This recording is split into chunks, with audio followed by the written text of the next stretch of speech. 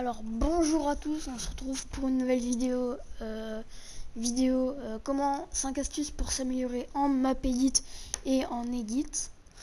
Alors on fait pas souvent des vidéos comme ça, mais je pense que je vais plus en faire des maps comme ça. Normalement il y aura une map 7 astuces pour s'améliorer en box fight, en box PvP. Et on espère que ça vous plaira et bon, on en refera peut-être si ça vous plaît vraiment. On espère que les conseils ils vont vous aider. Et on se retrouve tout de suite pour la première astuce.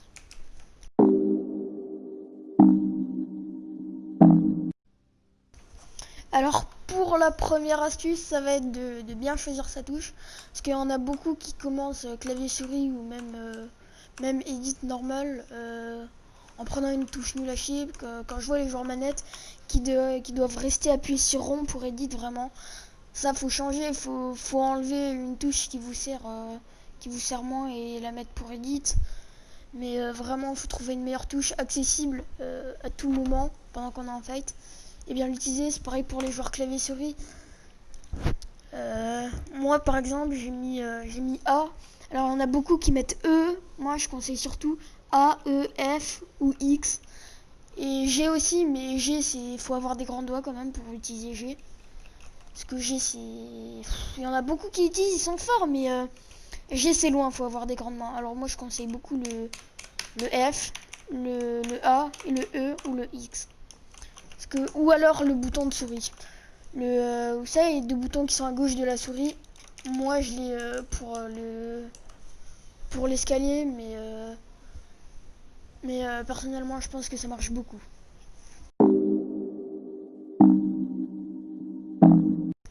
Pour la deuxième astuce, ça va être edit en relâchant. Parce que il y en a beaucoup qui utilisent, c'est dans les paramètres, c'est ici je crois, confirmer la modification en relâchant. Avant j'étais toujours sur non, c'est à dire qu'il fallait appuyer sur la touche, faire l'edit et réappuyer pour confirmer. Et franchement c'est pas assez rapide. Double edit on peut le faire, mais triple edit c'est impossible, c'est pas humain, ou alors t'as plus de doigts et tu pourrais pas en faire 3 à la suite des triple edit. Même double edit ça commence à être dur. Alors pour tous ceux qui commencent, mettez directement edit en relâchant. Et pour ceux qui arrivent pas, ça va prendre peut-être un jour ou deux, mais ça va très vite. Vous allez vite vous habituer. Après vous pourrez presque plus repasser à edit, à prendre l'edit, faire l'edit et le confirmer. C'est beaucoup trop long. Et vous pourrez jamais triple edit si vous faites ça. Alors vraiment, quand vous commencez, ne mettez pas non, mettez oui sur edit en relâchant. Vous serez beaucoup plus fluide.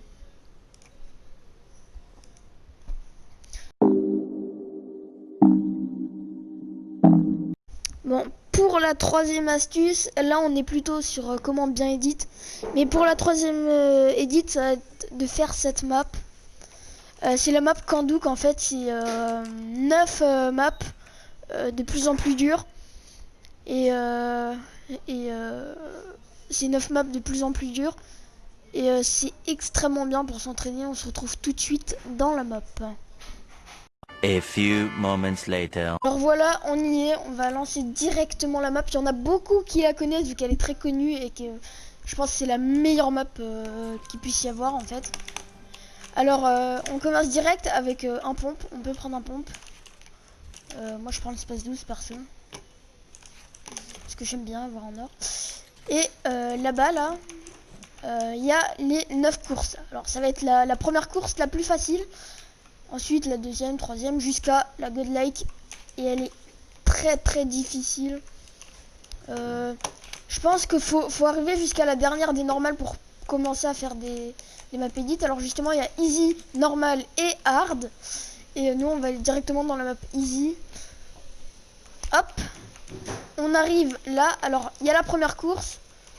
Voilà, deuxième, troisième et c'est la première qu'on a vue au début. Alors, quand on rentre là-dedans, faut faire ça. Oh merde. Faut arriver à 2 minutes pour être en gold. En gold, bon je viens de me casser. Hein. Faut arriver en gold et le but ça serait d'arriver en gold. Dès qu'on arrive en gold, on peut passer à la prochaine. Alors je vais faire la map pour vous montrer. Vite fait, je mettrai peut-être en accéléré. Alors c'est facile. Alors vous voyez, c'est vraiment très facile. Ah oui, j'ai oublié de dire, le chrono se lance dès qu'on passe la porte. Le chrono, il va se lancer dès qu'on passe la porte. C'est-à-dire que, par exemple, je suis là. Là, il y a le chrono ici. Je vais entrer et le chrono va se lancer. Et à la fin, il y aura une descente et le chrono s'arrêtera. Alors là, on a du reset et ça va être comme ça dans toutes les maps. Ça sera toujours les mêmes exercices de plus en plus durs. On peut même se boost là. Après, il n'y a aucun cash prize. Il n'y a pas de... La descente, on connaît. Et hop, je suis arrivé et le chrono s'est arrêté. Bon, là, j'ai fait doucement, évidemment. Et là, on peut reset le timer. Du coup, comme je le disais, quand on passe ici, bam, le chrono se lance. Hop, on retombe et là, ça va, le chrono va s'arrêter. Alors, c'est vraiment des très bonnes maps.